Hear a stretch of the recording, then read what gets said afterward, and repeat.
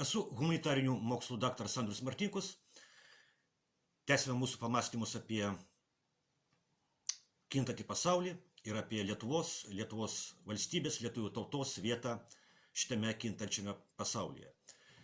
Dėkoju už tai, kad remiate, dėkoju už jūsų komentarus, už jūsų patiktukus, už tai, kad prenumeruojate.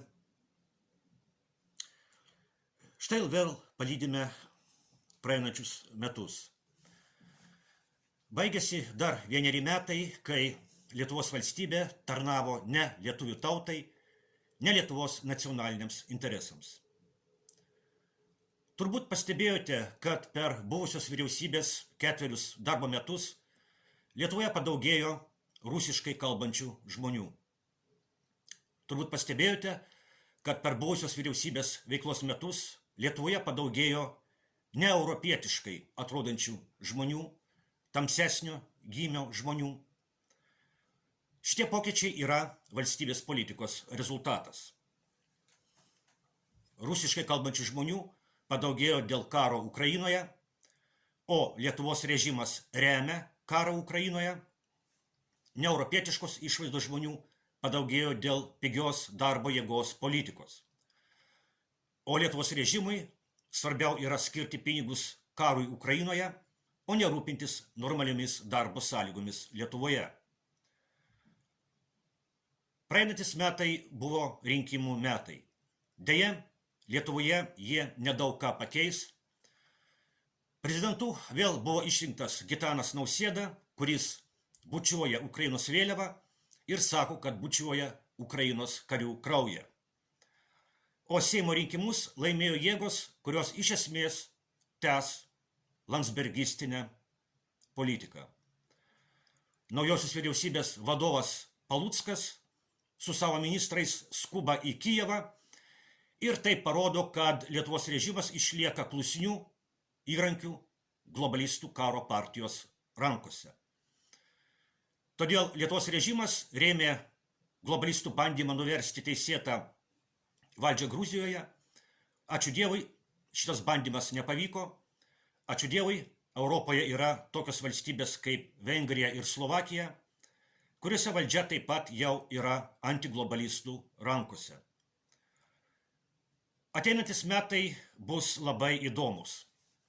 Pirmiausia todėl, kad sausio 20 dieną savo pareigas pradės eiti Jungtinių Amerikos valstijų prezidentas Donaldas Trumpas. O Trumpas yra antiglobalistas. Visi Jungtinių valstijų prezidentai po šaltojo karo pabaigos, po Tarybų socialistinių respublikų sąjungos žlugimo, visi Amerikos prezidentai buvo globalistai. Nesvarbu, respublikonai ar demokratai. Visi buvo globalistai. Visi buvo neoliberalai. Ir tą patį galima pasakyti apie Lietuvą. Nesvarbu, kas valdė Lietuvoje po 1990 metų kovo 11-osios. Nesvarbu, ar valdė vadinamieji konservatoriai, ar socialdemokratai, ar liberalai, ar dar kas nors. Lietuvos režimas buvo ir tebėra tas pats nuo TSRS žlugimo.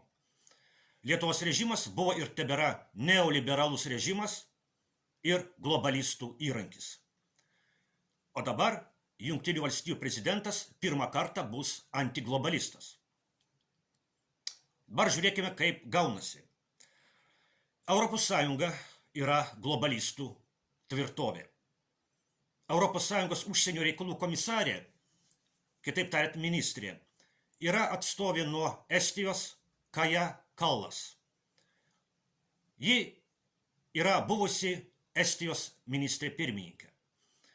O Lietuvos buvęs ministras pirmininkas Andrius Kubilius yra ES gynybos ir kosmoso komisaras.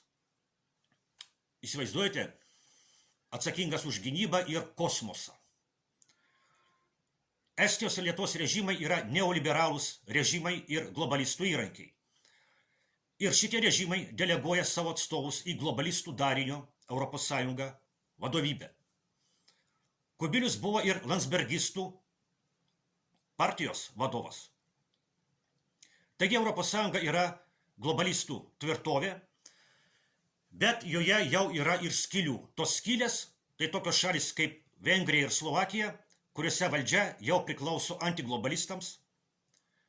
Todėl Lietuvos režimo propaganda taip niekina Orbaną ir Fico, Vengrijos ir Slovakijos lyderius. O kasgi yra Ukraina, Ukrainos režimas?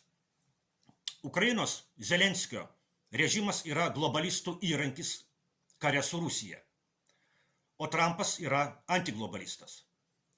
Jis gauna karą Ukrainoje kaip globalistų paveldą ir jis nori kuo greičiau šio paveldo atsikratyti. Dėl to jis nori kuo greičiau užbaigti šitą karą, o globalistai nenori, kad šitas karas Ukrainoje pasibaigtų. Ir Lietuvos režimas, kaip globalistų karo partijos įrankis, nenori, kad karas Ukrainoje būtų sustabdytas. Dėl to Lietuvos režimo propaganda ir kalba apie pergalę prieš Rusiją mūšio lauke. Todėl ateinantis metai bus labai įdomus. Lietuvos režimas ir Ukrainos režimas yra režimai broliai. Todėl ir Ukrainos vėliava kabo Lietuvos Respublikos Seime ir prie Lietuvos Respublikos prezidento rūmų.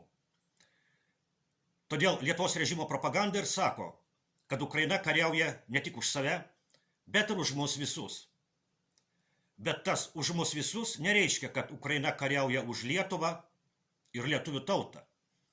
Ukraina kariauja ne už Lietuvą ir lietuvių tautą, o už Lietuvos režimą kaip globalistų įrankį. Ukrainos režimas yra globalistų įrankis ir Lietuvos režimas yra globalistų įrankis.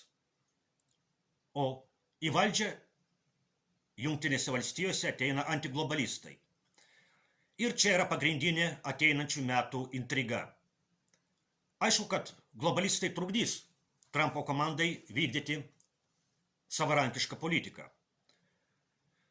Europos Sąjunga yra globalistų tvirtovė, o Lietuvos režimas vienas iš akmenų šioje tvirtovėje.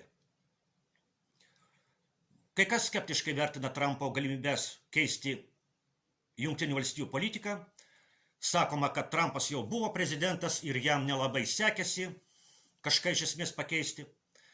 Bet reikia turėti omenyje, kad dabartinis Trumpas tai kitoks Trumpas.